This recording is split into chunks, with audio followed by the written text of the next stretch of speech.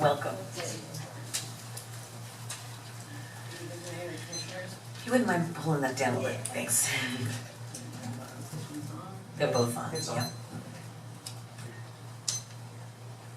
2020 is a catchy name for a plan to borrow $60 million from the residents of Lake Worth. Just like 6 plans to make Lake Worth a better place, presented to developers and investors to show how Lake Worth could look like in the future. Then we have the eco world. We have a lot of greenwashing going on, attempts at environmental sustainability in a city that we claim has environmental sustainability. We have no LEED certification for our eco building, no sustainable climate program, either city, statewide, or national. Then we have a city survey, which will be interpreted by residents selected by our mayor or our city manager. Just can't tell the difference nowadays, I don't know. Or what about our hurricane preparedness workshop? First 100 cars can park for free. And how about the people who don't drive to go to the casino building? What is the hurricane plan? Oh, and I forgot the baseball stadium in John Prince Park, the biggest boondoggle to be promoted by most of our commission and some ill-advised county and state government officials, spending time and effort by our city departments to pursue an economically unsupportable endeavor. And this is only the tip of the melting iceberg. The visionaries who serve us have lost their sight. We are a city beyond others. Beyond all others, our location, our people, our natural resources are attributes to shout about. And yes, we are a poor city and with an old infrastructure. We do need a plan, not a faux plan, not a slipshod plan, not a plan that ignores future climate instability, sea rise, temperature increases. We need a plan that financing that doesn't burden the most vulnerable. And we need a plan that provides the funding for the improvements and not for consultants, advisors, lawyers, and hangers-on. We need a plan, that includes employment for our residents and not monies for our elected campaign donors. I know that our mayor and this commission will accuse past commissioners of leaving. Thank you very much. I appreciate it. Mary Lindsay, followed by Peter Tim. Good evening, mayors and commissioners. This is a very comprehensive, it's a big plan for big problems that we have in the city, and I'd like to have the fullest possible understanding of it, and quite frankly, there's some parts of it I don't understand, and maybe those can be addressed tonight.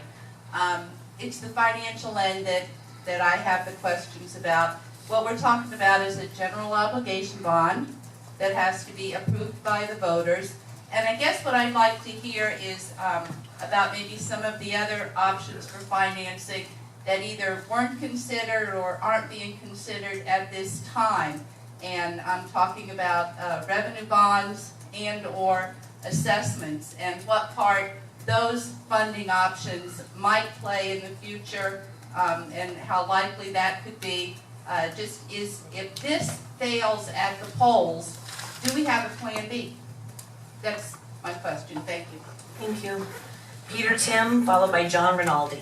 Peter Tim, yes, I'm sorry I can't do much because I had eye surgery and I can't see. However, on 8/26, we're going to vote on this. What election is on 8/26? Is this a special election that nobody ever wanted to do for any reason, or is it for some other reason? I do not know. We all remember back in '08 when they had that big influx of money, and the then mayor said, you know, we should lower our taxes, only to be corrected by another city manager who said, oh no, we can spend the money better than they can. And they did. They spent every dime of it and more. What makes you think that I'm going to believe that the money that we give you, if we give it to you, will be spent the way it's supposed to be? Because remember, this is going through 2 election cycles. So there may be other people sitting up there. And I want to know, what is my guarantee that you are going to do what you say you're going to do. Because I don't believe you have devised this plan. Staff has devised this plan. Staff answers to the city manager. Staff does not answer to you outside of the city attorney and the auditor. So remember that your life is on the line. I, from what I have said, am never going to vote for this. And you're gonna have to do a heck of a sales job to try to change my mind. Thank you very much. Thank you, Mr. Tim. John Rinaldi, followed by Tammy Panza. I also am confused about the economics of borrowing $63 million and passing the cost on to residents, especially the business community. In my situation, I already pay non-ad valorem taxes over $1,500 to $1,800. This proposal would increase those almost to double, meaning my non-ad valorem taxes would probably get close to about $3,500. When you put me in competition with other bed and breakfasts in other parts of the county, they don't have any of those taxes to pay for. So when you look at the economics of business, if you were looking to come into Lake Worth and buy a bed and breakfast or invest in the community, why would you invest in the city of Lake Worth where you're going to be hit with thousands of dollars of taxes that your competitors don't have to pay? And in the same respect, you're telling me that in increasing my taxes, you're going to increase my property value. Well, I have options as someone who might want to buy property. I can buy it right across the bridge and get it cheaper, or pay more but pay less in taxes. So I look at it and I wonder what's really the truth. I don't think it's fair that I, at my house, pay $13,000 to $18,000 in taxes, and the property next door to me is only going to pay a few thousand in taxes. It doesn't make any sense. The condominiums next door to me are valued at about $60,000 a piece, yet when you put the whole building together, they're not paying much in taxes at all given those low values. Yet I am paying this tremendous amount. How am I going to compete with that? At what point do I honestly say, I can't raise my rates at the B&B anymore? How do I pay this tax bill every year? And every year we're not homesteaded. So every year as our valuations move up, those non-ad valorem taxes go higher and higher. My non-ad valorem a few years ago were much less, now they're getting super high. Thank you. So I ask you to take that into consideration for the business community. Thank you. Tammy Panza, followed by Loretta Sharp.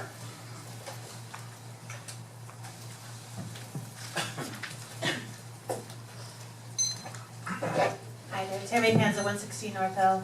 I have a lot of concerns about the project myself. It is very expensive. It's a lot of problems with the businesses. It's going to cost them a lot. It might drive them away, just like John said. But I am wondering two things. One, if the Park of Commerce has to be part of the direct plan, or if it can be a separate part where you could vote on it in a separate section. I'm also wondering about the order of things. I do remember reading the analysis of the streets that the city did, and it was also based on the census.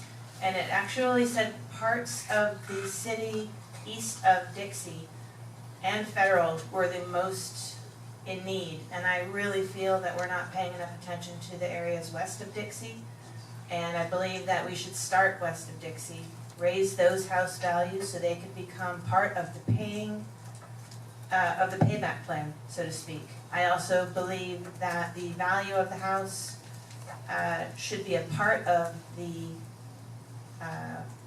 repayment plan for the bond issue, but that also every house should pay at least some nominal fee, so that every house takes, or every resident, or every piece or parcel of land takes a chunk of the load, so that the larger valued houses are not unfairly burdened. So that's it, thanks. Thank you. Loretta Sharp. Loretta Sharp, 1311 South Palmway. I probably am the person that is most likely to talk against the bond issue. My house is in foreclosure. I'm doing loan modification for the last 2 years. So I should be against it. My taxes are paid. they're over $4,000. But what do we do if we don't do the bond issue? What do we do with a city that's fallen in on itself? How do we raise the value of houses? I'm in real estate for 27 years in the city. I've seen plans come and plans go. Every single time that we come up with a plan for the infrastructure of the city, we shoot ourselves in the foot. We say, no, we can't afford it, it's too expensive. We can afford it. We cannot not afford it. We cannot not afford it. And I would like to see every single one of you commissioners take this project on as your own. That is a good thing to do for the city of Lake Worth. We will be able to afford it. We will bring up property values. We just had the Gulf Stream sold. We had out of the front steps, we had a public relations opportunity. The first opportunity that I can remember in the city of Lake Worth. The first opportunity where we actually said something good is being done in this city. I applaud them for buying the Gulf Stream. It's the beginning of the beginning. You cannot afford not to do the bond issue. Thank you. Thank you. Any other cards? Okay. Answers, commissioners? Vice Mayor? You started. I started it. If you want me to start, I'll start. I'll start. I'll do the best I can. One of the questions that was raised was, well, before we go there, let me just say this. You know, I personally have been talking about infrastructure in the city for 15 years. I've been talking about infrastructure for 15 years. And anybody that knows anything about real estate values and how homes are assessed, how they're assessed and neighborhoods are assessed, knows that when the property appraiser comes through and he rides down those bumpy streets with no sidewalks or no streets at all, you don't get a very favorable assessment for the value of your home. So if you're in it to pay no taxes, it's a great thing. But if you're in it to have an investment, and most people's home is their investment. For most people, their home is the single most expensive investment they're going to make in their lifetime. Okay? This city cannot afford, I think Ms. Sharp said it, we cannot afford not to do this. The rest of South Florida is developed and in the civilized world. We're still living in the dark ages as far as our infrastructure is concerned. We are so far behind the curve, it's laughable. It's absolutely laughable. A comment was just made about the fairness factor and how some of the businesses and some of the more valuable homes will obviously, you know, because of the way our system is set up, they have to pay a little more than the rest. And you're right, I don't think that's fair. I don't think it's fair by anybody's standard. But unfortunately, it's the only system we're legally allowed to employ. And that's the problem that has contributed significantly to how we got to this point in this city in the first place. For generations, we've had homes that were virtually worthless and paid very little or nothing in taxes to the local community. And on top of that, what money was generated over these years was squandered. Squandered on shiny objects. Squandered on programs and studies and all these other fluffy things that never came to fruition. And here we are with an infrastructure that's imploding. I've said it for 15 years and I'll say it again. I'm not an engineer, but I'll bet you if there's any engineers in the room, if they want to tell me I'm wrong, then stand up and tell me I'm wrong. We've been very fortunate. We've not had a major hurricane to hit Lake Worth in the 30 years I've been in Palm Beach County. If we get a direct hit from a major hurricane, the east side of this city is going to be in the drink. Because our infrastructure under the roads won't handle the pressure. Now, I've gone on record of having said that. And if it's a factual statement or if there's any factual basis there, then I would hate like hell for us to come back in 2 or 3 years if this thing doesn't move forward for whatever reason, and we do get a major hurricane and the east side of the city is in the drink. Because, you know, we all hate to say, I told you so. We got to stop this bickering and this pettiness. I don't like paying more taxes than the next person. As a conservative, I have a real problem with imposing taxes. I have a real problem with increasing the size of government. But you know what? Some folks over the last 100 years have fallen asleep at the switch. And unfortunately, we're the ones, the 5 of us, are the ones left to make a decision on how to fix it. There are a lot of very good people in this city that deserve more than what they've been given in the past. There's a lot of people in this city who work hard in their neighborhoods, they worked hard raising their families, running their businesses, and they deserve better than what the city has been able to offer them in terms of the basic services of infrastructure. Now, to the question of financing options. And the finance director's here, so correct me if I'm wrong. Revenue bonds, you could float a revenue bond if we had the cash to commit to a revenue bond. If we had millions of dollars in reserves or millions of dollars in excess cash each year that we could put towards the budget that we didn't need to pay for the police or for the fire or basic city services, if we had millions of dollars that we could earmark, that we could look bond counsel in the eye and say, look, this money is always going to be here, then we might be able to go out and do a revenue bond and it would not impact our taxpayers. But that's not an option. It's not an option. An assessment. I come from Western Pennsylvania. I remember 40 years ago, they came through in my little town of 12,000 people in the borough. They redid every single street and every single sidewalk in the entire borough at one time. Started at one end of town, went through it was an assessment. But that's not how it works in Florida, apparently. Apparently you can't just assess everybody at equal dollar value because you're building the streets all over town. So that's not an option. I attended the Financial Advisory Board meeting last night, and one of the questions that was raised, or the comments that was made, spoke to the pay-as-you-go plan. That's not an option for us, folks. There is no pay-as-you-go. There is no pay-as-you-go. This city had tens of millions of dollars in undesignated fund balance 5 or 6 years ago. It's gone. It's all gone. And we are scraping bone on bone right now financially. The city is.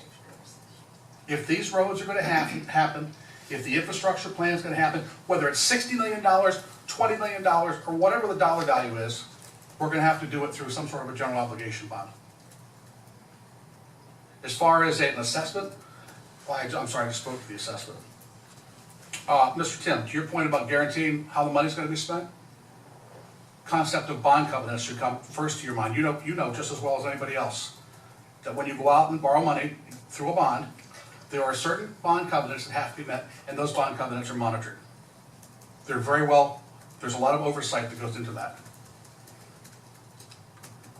So we don't have the option of mismanaging that money or reprogramming that money.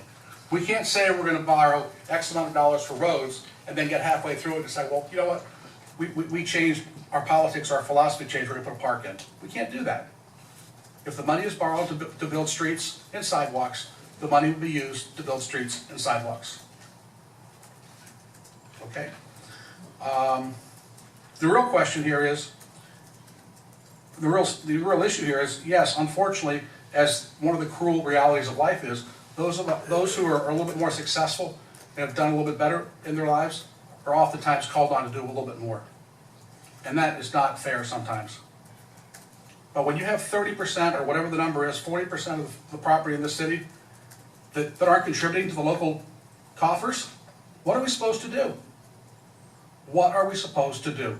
There are no miracles here, and there's no silver bullet for any of us to look to find. I don't know, how I can address those. Again, I don't like tax, and I know, Mr. Rinaldi, I understand perfectly where you're coming from, but I tell you what I do believe. And I believe this, and Ms. Sharp, you're absolutely correct. I will take this issue to the street, and I'll knock on doors and talk to anybody that wants to talk to me about this issue. But I'll tell you what I believe. I believe as our property values rise, and they will continue to rise, some of these properties that weren't paying taxes last year are going to start paying some taxes. And when they start contributing, then all of a sudden the numbers that you have to, or were expected to pay on day one, are going to start to come down. The other thing that's going to happen is our tax value goes up, is hopefully we are responsible enough, we don't grow government, there'll be some extra dollars maybe 2 or 3 or 4 years down the road for the general fund. That money can be offset and used to pay down the debt. So if we're fiscally responsible, We act like grown-ups. And if we run this government the way you run your bed and breakfast, and the way the rest of the folks run their businesses, we're gonna get through this. We are absolutely gonna get through this. And the only way we're gonna get through this, ladies and gentlemen, is if the entire city, for once in its 100 years of history, finally come together and agree that we have to go in this direction. Maybe it's not this direction, but at least we're going in the same east or whatever, instead of all over the place. That's where we are. So I think I've said enough for that. Yes, thank you. That's our affirmation. Commissioner Zerdy? Long gone. We're gonna jump to the other side here, great. I fully understand, I think, what Vice Mayor Maxwell's talking about. You know, when I moved here about 8 years ago, and I bought a dilapidated house.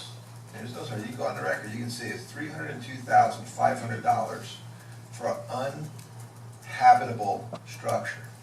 Me too. How crazy was that? Well, that's because the town, it was what it was. And I put a lot of money into the house, I gutted it. I redid the whole interior, everything. There's not a surface inside that house, a fixture, air conditioning, that wasn't redone. Now, that project is not up to the value that it should have been, all right? At one time, it was appraised for $500,000. Right now, my taxable value, go in the property appraiser's office, I mean, you know exactly where I live. The taxable value from it is $83,372, okay?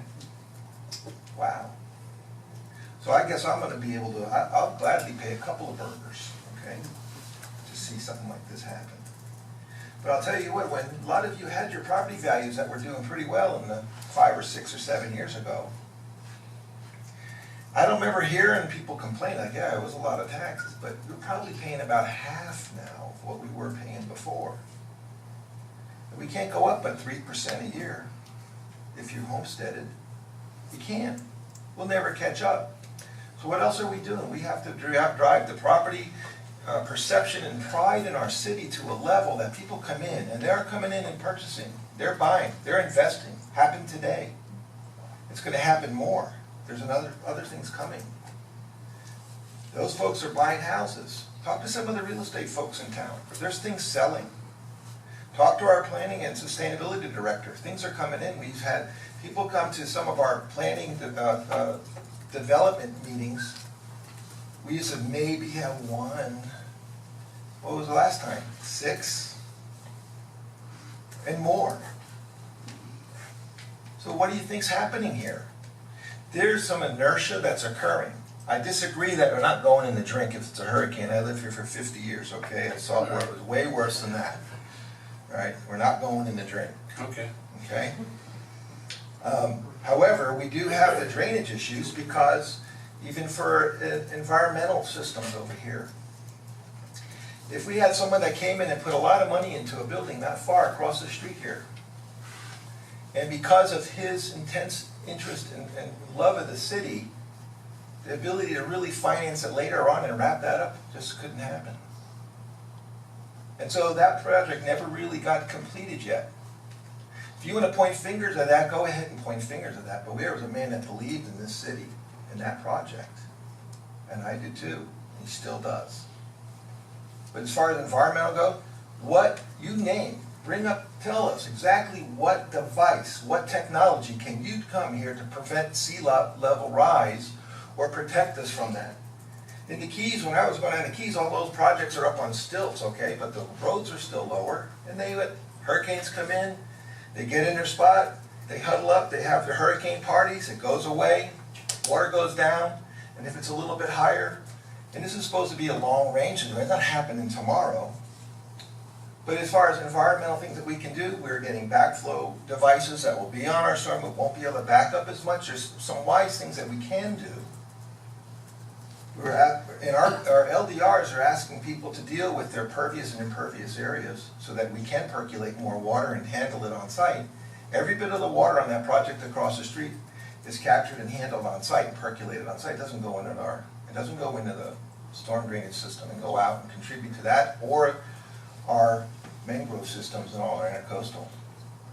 And that's the kind of thing we're having people to do when they come here. So as far as that goes, when's the last big project that was undertaken in the city? We have not a slipshod program here. This is not slipshod whatsoever. This program is with project management embedded into the system. Because the last major project that we did over here, how was that managed in-house? Extremely poorly. And that's not going to happen again. At all. So we need to diversify our tax base. This is going to do that. This is something called inertia. Once we put this in there, you may not ever borrow whatever the obligation value is going to be. It may not ever be borrowed. We're assuming 4%. It's probably 8.2, maybe more, you don't know. But that's pretty conservative. Now, we think about that on the basis of going to thrive here, not survive. We got to get off of the survival in the city. We need to think about thriving here. And as soon as we think about our right priorities, have our pride, think positively, not negatively, come up with ideas. Help us. I think we have a really good plan. And it wasn't just staff that came up with this. All of us up here had ideas and direction and discussions at length. And it continues. This is not a done deal, by any means. Come to those 4 meetings. We'll have more. We're going to do walking and talking. We'll be out there talking to everybody. Please, help us out with this because it needs to occur. Come to those meetings, look up your property, look up at the chart and see. Do you have to give up a cup of coffee, a burger, a little bit more? I guarantee you it'll be worth the investment. The amount of money that we need to put in here to get us past this point right here.